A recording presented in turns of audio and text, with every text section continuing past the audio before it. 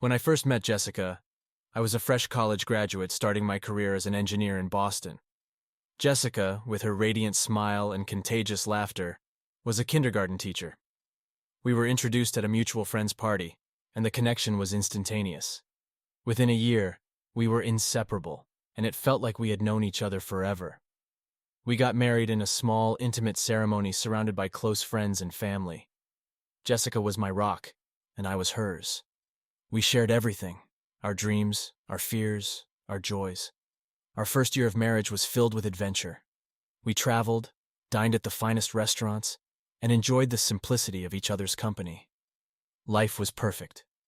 Jessica loved children, and it was no surprise when she expressed her desire to start a family. A year into our marriage, we were blessed with twin boys, Ethan and Noah. They were our pride and joy, and Jessica was a natural mother.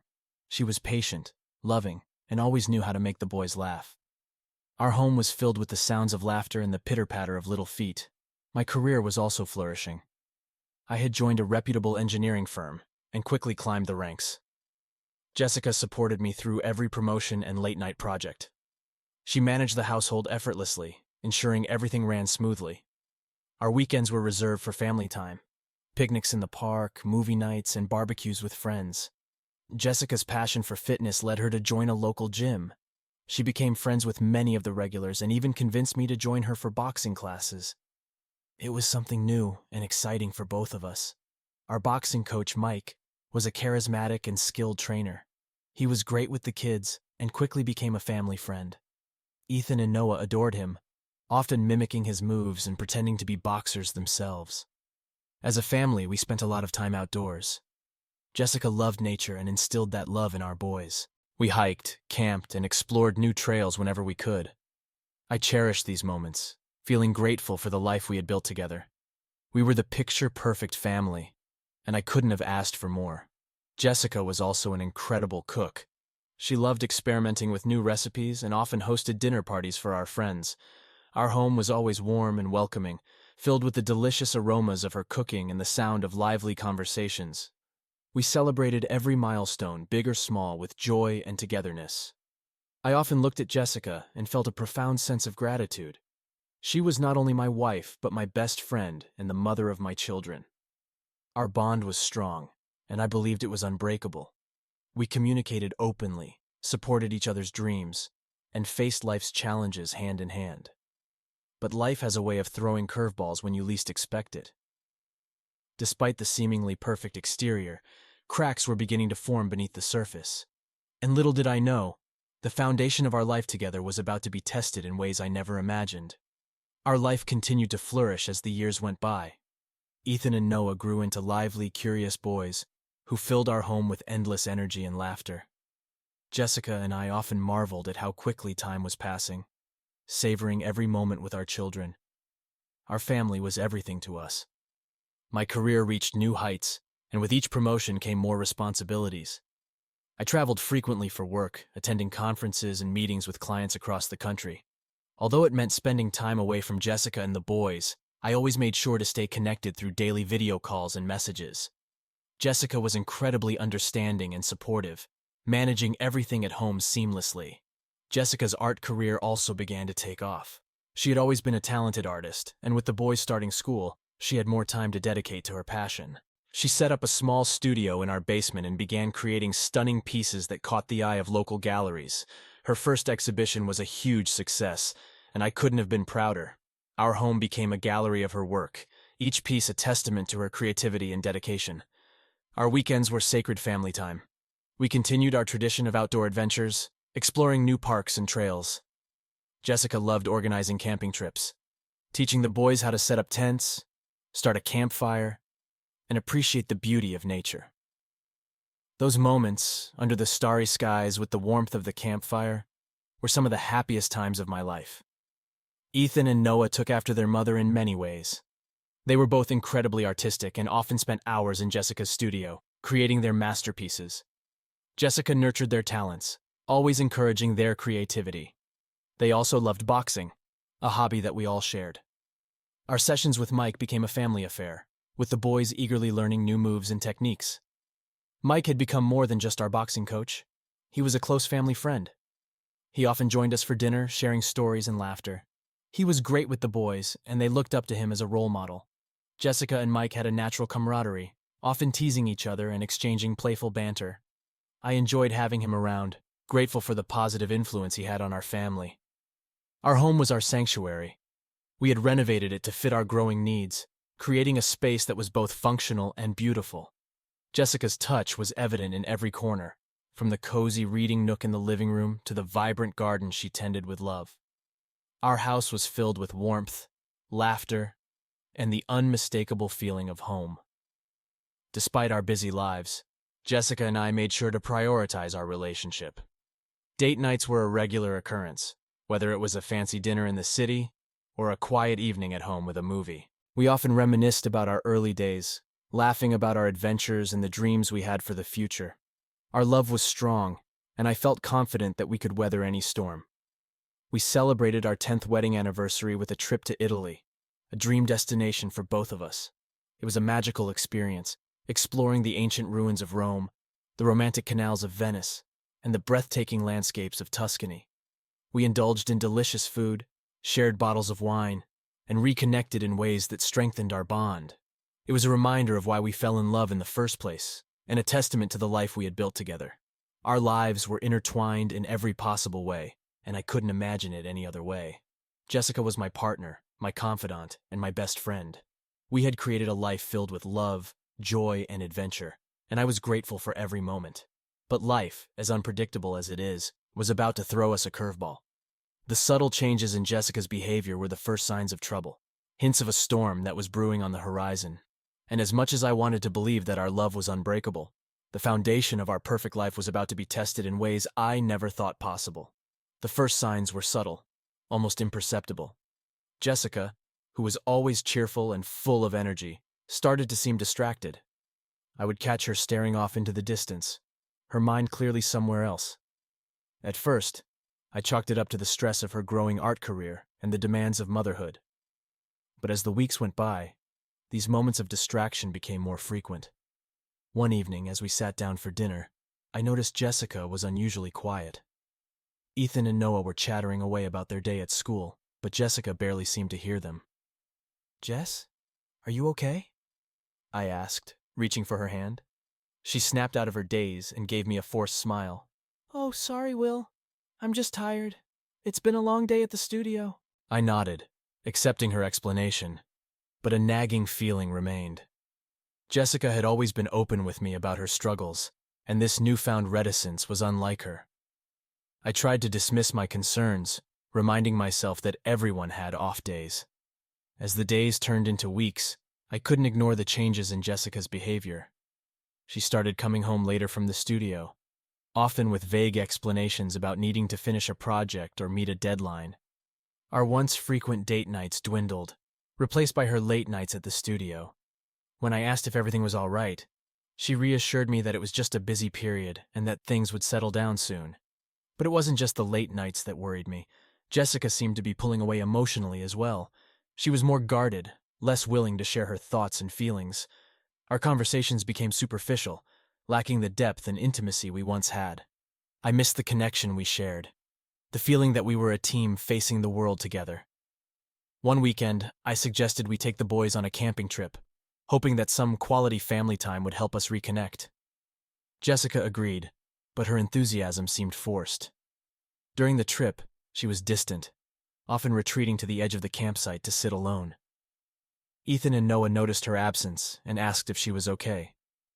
I reassured them, but inside I felt a growing sense of unease. It was during one of our boxing sessions that I noticed another change. Jessica and Mike had always had a playful, friendly rapport, but lately their interactions seemed different. There was an intensity between them that hadn't been there before. They exchanged glances and private jokes that I wasn't privy to. I told myself it was nothing, that I was being paranoid, but the feeling gnawed at me. One evening, after putting the boys to bed, I decided to confront Jessica. "Jess, is everything okay between us? You seem distant lately, and I'm worried." She looked up from her book, her eyes wide with surprise. "What do you mean, Will? Everything's fine. I'm just tired and stressed with the studio." I sighed, running a hand through my hair. "It's more than that, Jess. You're not yourself. You're always distracted and it feels like you're pulling away from me. She closed her book and set it aside, her expression softening. I'm sorry, Will. I didn't realize I was making you feel that way. The studio has been demanding and I guess I haven't been managing my time well. I'll try to be more present. I wanted to believe her, to take her words at face value, but the unease lingered. I missed the closeness we once had, the late-night talks and shared dreams. I hoped that whatever was troubling Jessica would pass, and that we could find our way back to each other. A few days later, while I was at work, I received a call from Mike. His voice sounded hesitant, almost nervous. Will, can we meet up for a drink tonight? There's something I need to talk to you about. I agreed, curious and slightly apprehensive. That evening we met at a local bar. Mike looked uncomfortable, and I could tell something was weighing heavily on his mind. After a few minutes of small talk, he finally took a deep breath and said, Will, there's no easy way to say this. Jessica and we crossed a line. It started out innocently, but it became something more. I'm so sorry. His words hit me like a punch to the gut. I felt a wave of anger, disbelief, and hurt wash over me. I struggled to process what he was saying. You and Jessica? How could you do this to me? I asked, my voice shaking. Mike looked down, ashamed. I don't have an excuse. It just happened.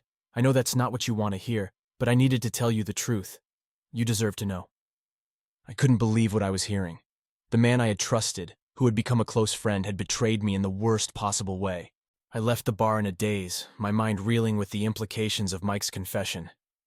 That night, I confronted Jessica. She broke down in tears, admitting everything. The late nights, the distance, the secret meetings with Mike, it all came spilling out. I felt a mix of rage and heartbreak, unable to comprehend how our perfect life had come to this. Why, Jessica, why did you do this? I demanded, my voice breaking. I don't know, Will, she sobbed. I was lonely and stressed and Mike was there. It was a mistake, a terrible mistake. I'm so sorry. Her apologies felt hollow, unable to erase the pain and betrayal I felt. In that moment, I knew our lives would never be the same again. The next few days were a blur. The weight of Jessica's betrayal hung heavy over everything, a dark cloud that refused to dissipate. I went through the motions at work, barely able to focus on anything. At home, the tension was palpable. Jessica and I spoke only when necessary, our interactions strained and filled with unspoken hurt. I decided I needed some clarity. One evening, after putting the boys to bed, I sat Jessica down. We need to talk about this, I said, trying to keep my voice steady. I need to understand what happened.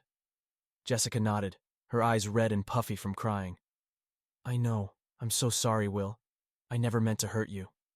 Then why, Jessica? Why did you do it? I asked, my voice breaking. She took a deep breath, struggling to find the right words. It started with the late nights at the studio. Mike would sometimes stop by to see how I was doing. At first, it was just friendly. We talked about art, about life. But then, it started to feel different. He made me feel understood, appreciated in a way that I hadn't felt in a long time. I felt a surge of anger. And I didn't make you feel appreciated? We've built a life together, Jessica. We have 2 beautiful boys.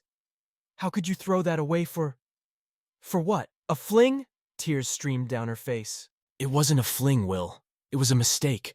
I was feeling overwhelmed and lost, and I let myself be drawn to Mike. It was wrong, and I regret it more than you can imagine. The words felt hollow, unable to penetrate the pain and betrayal I felt. I stood up, unable to look at her. I need some time to think, I said, walking out of the room. The days that followed were some of the darkest of my life. I couldn't eat, couldn't sleep.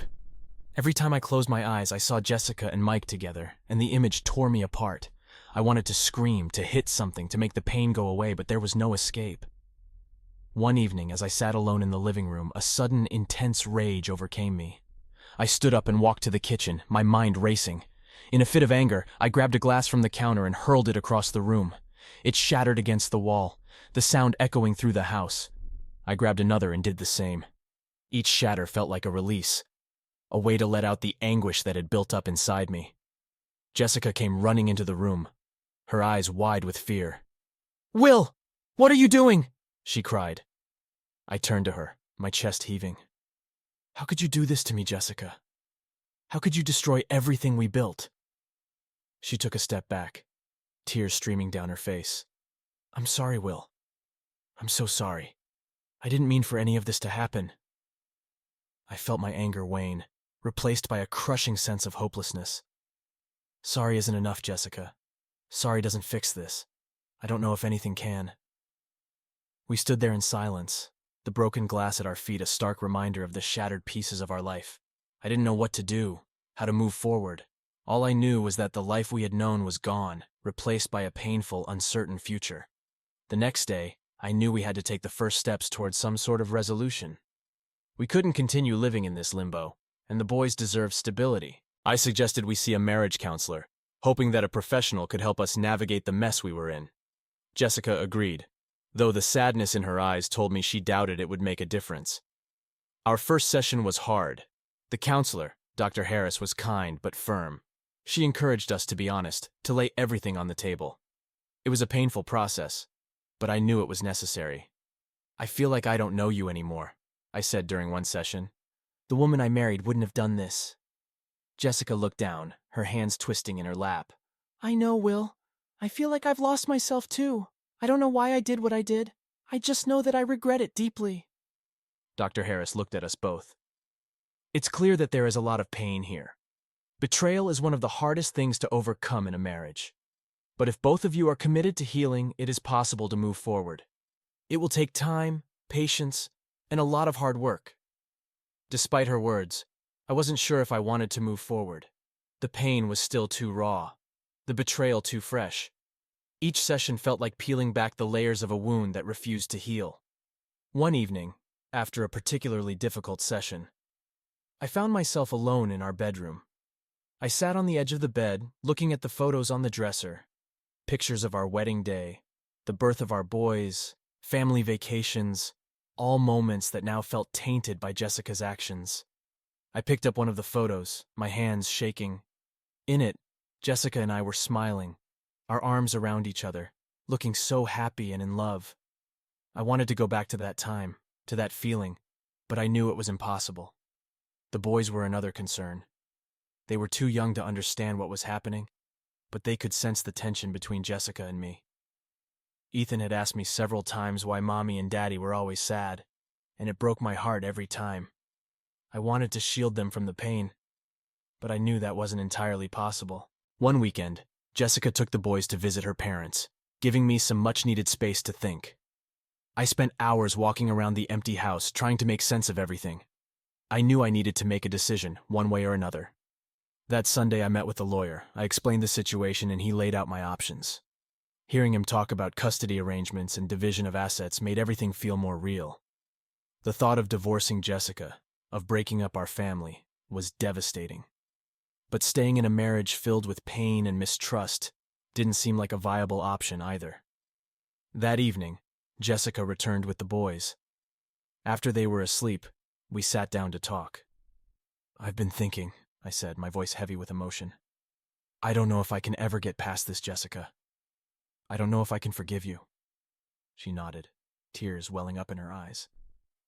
I understand, Will. I wish I could take it all back. I wish I could undo the hurt I've caused. I know you do, I replied, my heart aching. But wishing doesn't change anything. We have to face the reality of what happened. And I don't know if staying together is the best thing for us. Or for the boys. Jessica broke down, sobbing uncontrollably. I reached out, holding her as she cried, feeling a mix of anger, sadness, and a faint glimmer of the love we once shared. We'll figure this out, I said softly. One way or another, we'll do what's best for our family. The days that followed our conversation were some of the hardest I had ever experienced. Jessica and I tried to coexist under the same roof, but the emotional distance between us was a chasm that seemed impossible to bridge. Our interactions were strained and brief, each of us walking on eggshells to avoid triggering another argument or emotional breakdown. We continued seeing Dr. Harris, though I wasn't sure if it was helping. Each session was a painful reminder of the betrayal and the fragile state of our marriage. Jessica expressed her regret and sorrow repeatedly. but her words felt like empty echoes in the void of my shattered trust. I knew she meant it, but it was hard to reconcile the woman I loved with the one who had hurt me so deeply. One evening, after putting Ethan and Noah to bed, I found myself alone in the living room. I poured a glass of whiskey and sat on the couch, trying to numb the pain that seemed to be my constant companion. As I stared at the amber liquid, my phone buzzed on the coffee table. It was a message from Mike. "Can we talk? I know I've already apologized, but I need to say more. I need to explain." Part of me wanted to ignore the message, to let my anger and hatred for Mike fester. But another part of me needed answers. I needed to understand how this had happened, how my best friend and my wife could betray me so completely. I texted back, agreeing to meet him the next day at a local park. The next morning I left the house early, telling Jessica I needed some time to clear my head. She nodded, her eyes filled with unspoken pain and regret. I drove to the park, my mind racing with thoughts of what Mike would say, what excuses he might offer. I found him sitting on a bench near the lake, looking more haggard and worn than I had ever seen him. As I approached, he stood up, his expression a mix of guilt and sorrow. "Will, thank you for meeting me," he said quietly. I nodded, sitting down on the bench. "Just tell me why, Mike. How could you do this?" He took a deep breath, sitting back down. "I don't have a good excuse, Will. I was lonely and going through my own issues. Jessica and I connected over our shared struggles, and it spiraled out of control. It was a terrible mistake, and I'm so sorry." I clenched my fists, trying to keep my anger in check. "How long did it go on?" "About 3 months," he admitted, his voice barely above a whisper. "It was never supposed to happen. We both knew it was wrong, but it just did." "Did you ever think about what it would do to me, to our families?" I demanded, my voice rising. "Every day," he replied, tears in his eyes. "And that's why I had to tell you. I couldn't live with the guilt anymore. I betrayed your trust, and I don't expect you to forgive me, but I needed to own up to my actions." I looked away, staring at the water. The anger and pain were overwhelming, but there was also a sense of finality in Mike's confession. It was a chapter of my life that had been irreparably damaged, but at least I had some of the answers I needed. "I don't know if I can ever forgive you, Mike," I said finally, my voice shaking. "You were my best friend, and you destroyed that. But I appreciate you telling me the truth." He nodded, wiping his eyes. "I understand, Will. I just hope someday you'll find some peace. You deserve that." I left the park feeling a strange sense of closure. The pain was still there, but at least I'd confronted one of the sources of my anguish. Now I had to face the other. That evening, I returned home, ready to make a decision.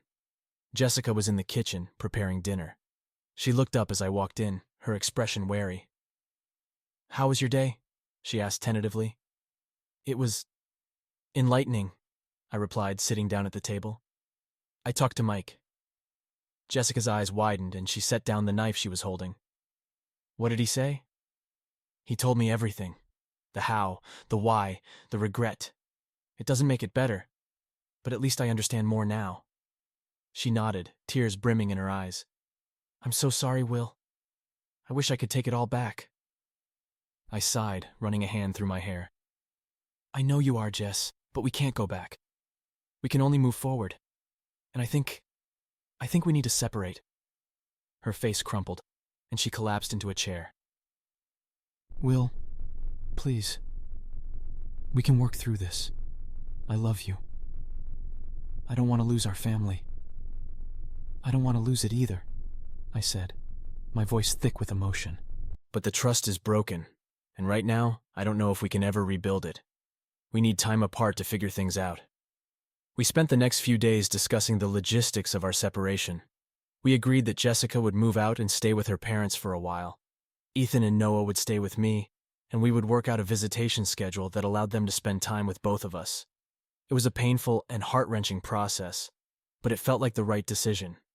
As Jessica packed her bags, we tried to explain the situation to the boys in a way that they could understand. "Mommy and Daddy need some time apart to figure things out," I told them, my heart breaking at the confusion and sadness in their eyes.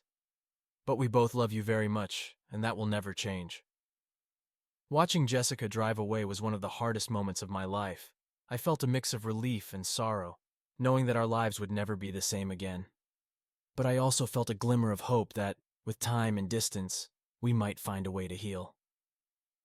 The house felt emptier without Jessica. The boys sensed the change, their usual laughter and energy subdued. I threw myself into my role as a single parent, trying to create a sense of normalcy for Ethan and Noah. We established new routines and traditions, focusing on the things that brought us joy and comfort. The mornings were the hardest. I missed waking up next to Jessica, sharing a quiet moment before the chaos of the day began. Now, I woke up early to prepare breakfast and pack lunches, making sure the boys were ready for school. We ate together, the silence occasionally broken by their innocent questions about when Mommy would come back. I did my best to reassure them, but inside, I felt the weight of uncertainty and loss. My work became a welcome distraction. I threw myself into projects, staying late at the office to avoid the emptiness at home. My colleagues were supportive, understanding that I needed time to heal. I found solace in the predictability and structure of my job, something that seemed to be in short supply in my personal life. Jessica and I communicated about the boys, but our conversations were brief and to the point. She visited them on weekends, and I made sure to be civil, even though seeing her still hurt. She seemed to be struggling too, her once vibrant energy dulled by regret and sorrow. We were two broken people trying to navigate a new reality, both of us unsure of what the future held. One evening, after a particularly long day at work, I came home to find a letter on the kitchen counter. It was from Jessica. My heart pounded as I unfolded the paper, bracing myself for what she had to say. "Will, I know this has been incredibly hard on you, and I'm so sorry for the pain I've caused. I want you to know that I've been seeing a therapist, trying to understand my actions and work through my own issues. It's a slow process, but I'm committed to it. I realize now how much I've taken for granted, our family, our love, and the life we built together. I don't expect you to forgive me, and I don't know if we'll ever find our way back to each other. But I want you to know that I'm working on myself, for my sake and for the sake of our boys. No matter what happens, I hope we can find a way to co-parent effectively and provide a loving, stable environment for Ethan and Noah. They deserve that, and so do we. With all my heart, Jessica." The letter brought a mix of emotions, anger, sadness, and a faint glimmer of hope. I appreciated her honesty and her efforts to work on herself, but the wounds were still too fresh for me to think about reconciliation. For now, my focus had to be on the boys and on finding a way to move forward. The boys continued to adjust, their resilience surprising and heartening. They missed their mother, but they also seemed to accept the new normal. We spent our evenings playing games, reading stories, and finding small ways to make each other laugh. Their smiles became my anchor, a reminder that life could still hold moments of joy amidst the pain. One weekend, I decided to take the boys on a camping trip. It was something we used to do as a family, and I wanted to recreate those happy memories for them. We packed up the car and headed to a nearby state park, the boys' excitement palpable. As we set up the tent and gathered wood for the fire, I felt a sense of peace that had been absent for a long time. Sitting by the campfire that night, roasting marshmallows and telling stories, I realized that while life had changed, there were still moments of beauty and connection to be found. The next morning, as we hiked through the woods, Ethan looked up at me and said, "Daddy, this is fun. Can we do this every weekend?" I smiled, ruffling his hair. "Maybe not every weekend, buddy, but we'll definitely do it again." The trip was a turning point for us. It reminded me that despite the pain and uncertainty, there was still so much to be grateful for. My relationship with the boys grew stronger, and I found a renewed sense of purpose in being their father. Back at home, I began to carve out time for myself as well.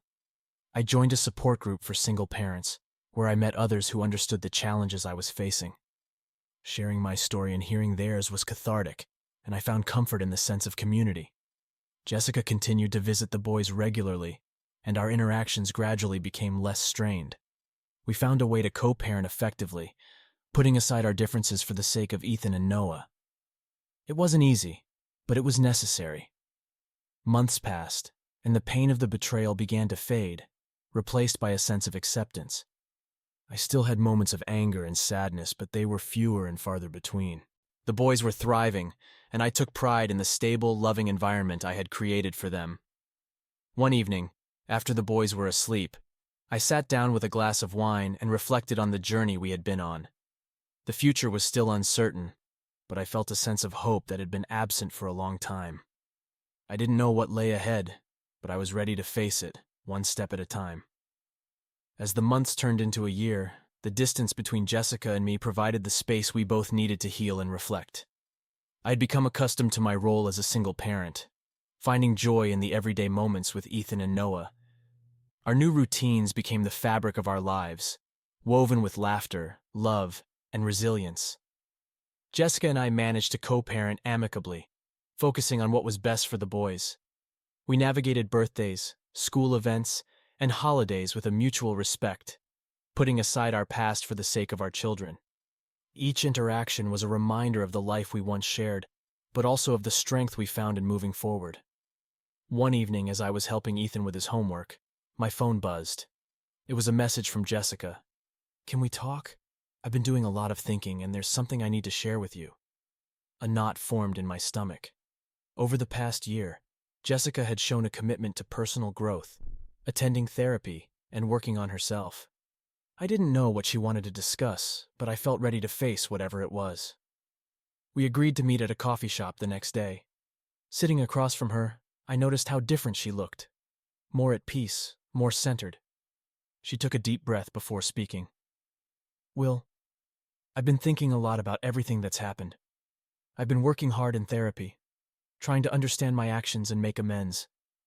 I don't expect you to forgive me, but I wanted you to know that I'm truly sorry for everything." I nodded, taking in her words. "I can see that you've been working on yourself, Jess, and I appreciate that. It hasn't been easy, but I think we've both grown a lot over the past year." She smiled faintly, her eyes filled with a mixture of hope and sadness.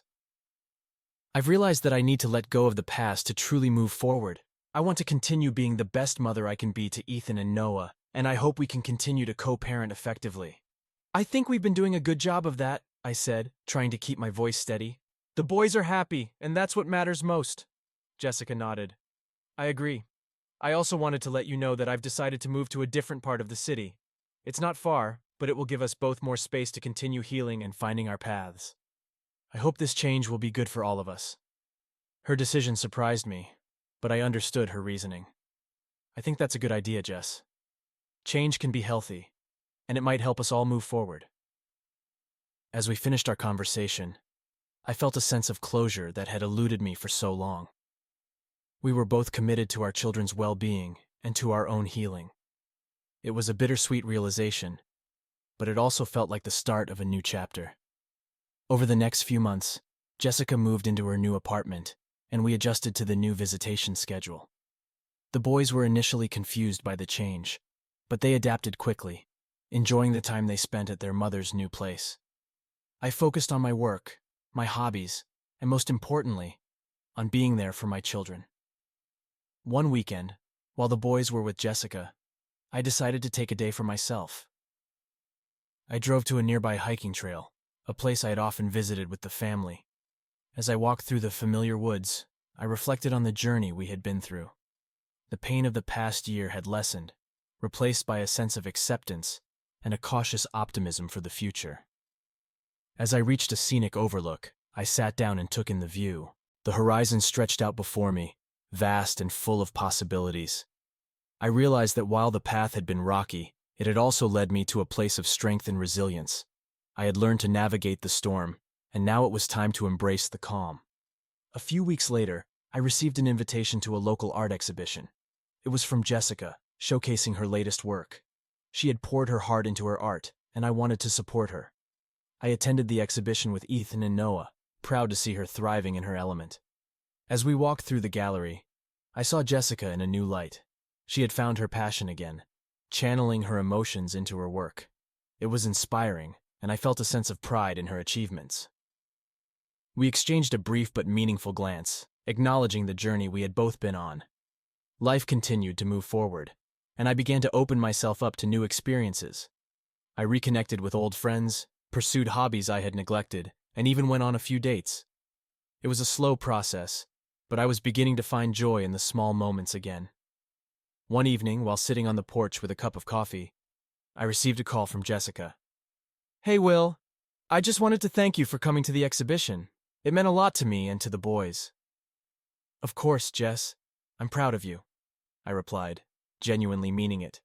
She hesitated for a moment before speaking again. "I also wanted to say that I've met someone. It's still new, but I thought you should know." The news caught me off guard, but I appreciated her honesty. "I'm happy for you, Jess. I hope it works out." "Thank you, Will. And I want you to know that I'll always support you too. We may not be together anymore, but we'll always be connected through the boys." Her words were a reminder of the bond we would always share. We had built a life together, and while that life had changed, it had also given us two incredible children. I hung up the phone, feeling a sense of peace. As the days turned into months and then years, the pain of the past became a distant memory. Jessica and I found a rhythm in our co-parenting, and the boys continued to thrive. I watched them grow, their resilience and happiness a testament to the love and stability we had worked so hard to provide. One sunny afternoon, as I watched Ethan and Noah play in the yard, I realized that I had found a new sense of contentment. Life had taken unexpected turns, but it had also given me new opportunities for growth and happiness. I had learned to embrace the uncertainty and to find strength in the journey. Jessica and I would always be a part of each other's lives, connected by our shared past and our love for our children. We had faced the storm and come out stronger on the other side. And as I stood there, watching my boys laugh and play, I knew that we had built something beautiful out of the ashes of the past. The future was still uncertain, but for the first time in a long time, I felt ready to face it with hope and courage. I had learned to navigate the twists and turns of life, and I knew that whatever lay ahead, I could handle it. Because through it all, I had discovered the power of resilience, the importance of love, and the beauty of new beginnings. And that was a lesson I would carry with me forever. Subscribe to the channel and thank you for watching.